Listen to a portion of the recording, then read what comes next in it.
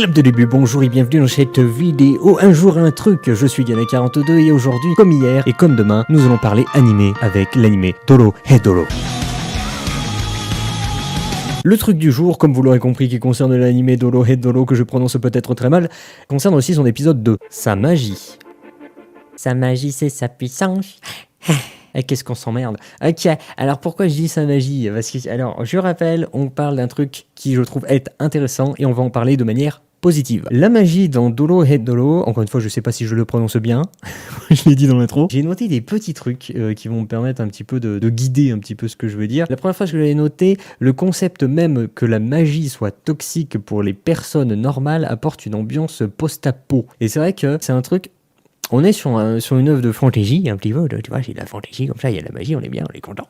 Mais t'as complètement cet aspect post-apocalyptique qui est présente depuis le tout début. T'as tous les archétypes qu'on retrouve dans toutes les productions post-apocalyptiques, sauf qu'on est dans un univers fantasy avec de la magie, tu vois. Donc, t'es un peu en mode, c'est sympa, ça, moi j'aime bien, moi.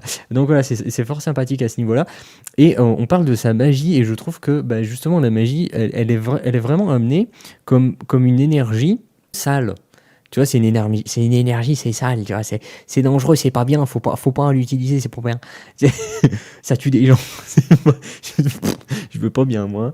Donc, je trouve que c'est très intéressant à ce niveau-là. J'avais noté, entre des guillemets, catastrophe nucléaire, mais avec de la magie en lieu et place de l'uranium. Donc, on retrouve ce concept-là, en fait, où la magie, ça va te rendre malade, en crever, et en tant que juste énergie, on va plus en parler, énergie fossile, ça va polluer ou ce genre de choses. Donc la magie est, je trouve, vachement intéressante dans cet animé. Je connaissais pas, hein, c'est adapté d'un manga normalement et je connais pas du tout. Voilà, je le dis. Et en tout cas, bah, moi je découvre et je suis très content de découvrir ça. J'avais écrit un autre petit truc, la pluie est affectée par exemple. Ça aussi c'est génial. Enfin, ça c'est complètement post-apo d'une catastrophe nucléaire, tu vois, où la pluie, il faut l'éviter parce que bah, elle est complètement radioactive. Et bah là, c'est ça, sauf que c'est pas de la radiation, elle est magique. La pluie, elle est infectée par la magie. Et enfin, je trouve ça absolument génial, quoi. Du coup, faut l'éviter. T'es en mode non, de la magie. J'adore le concept post-apo où c'est la magie qui remplace la pollution, les énergies. Je trouve ça génial. Sinon, j'avais noté la magie qui, de base, est aguicheuse, devient ainsi sale et négative. Donc là, on vient de le dire, hein, depuis le début de cette vidéo, c'est un petit peu ce qu'on dit. On se retrouve voilà, avec... Normalement, dans un univers fantasy, tu te dis « Oh, trop bien de la magie, c'est trop bien, t'es vachement aguiché par l'idée qui est de la magie, ces diverses utilisations possibles et imaginables. » Et là, t'es en mode « Oh putain, c'est dégueulasse, oh, c'est sale, c'est pas bien, c'est pas bien. » Et il utilise la magie, tu dis « Oh, c'est pas bien, il utilise la magie. » Moi, j'aime bien ça, j'adore. T'as le côté vraiment crade, tu vois, sale, c'est pas propre tout ça. J'avais terminé, ça accentue le côté cool et oui, parce que la magie toute lisse, toute propre, très rapidement on a un petit peu une petite lassitude, voilà, quand on voit l'utilisation de la magie, à chaque fois on est en mode bon bah là il utilise la magie, ok d'accord, on s'en fiche, tu vois, ça devient secondaire.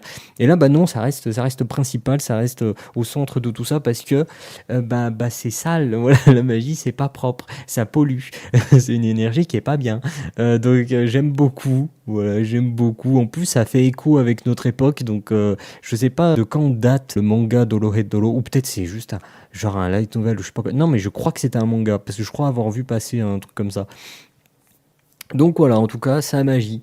C'est extraordinaire, c'est génial, j'adore cette utilisation de la magie, donc fin de truc.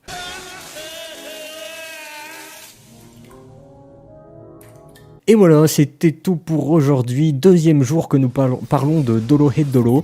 On en a parlé hier et on en reparlera demain. Si vous voulez voir les vidéos, celle d'hier, elle doit être dans la description, il doit y avoir un lien dans la description. Celle de demain, faut attendre demain. Et oui, tout simplement. En tout cas, moi je sais pas ce que vous en pensez, n'hésitez pas à dire ce que vous en pensez, des trucs qui vous ont marqué ou quoi que ce soit. Et sur ce, ouais, je sais pas pourquoi, clap de fin. Pour information, j'écris un roman de type fantasy accessible gratuitement. Je vous ai mis un lien dans la description pour y accéder. La vidéo est maintenant terminée, vous pouvez commenter pour apporter votre avis ainsi que des informations complémentaires. Pensez à lâcher un like pour le référencement. N'hésitez pas à vous abonner si ce format vous plaît. N'hésitez pas non plus à partager cette vidéo ou en parler autour de vous, auprès de vos amis ou de votre famille qui aiment eux aussi ce dont on a parlé. Et si vous souhaitez être tenu au courant de la moindre sortie de vidéo ou de chapitre de roman, suivez le Twitter Yana42. Tous les liens sont dans la description. Merci d'avoir regardé, je vous dis à la prochaine et qu'à deux fins.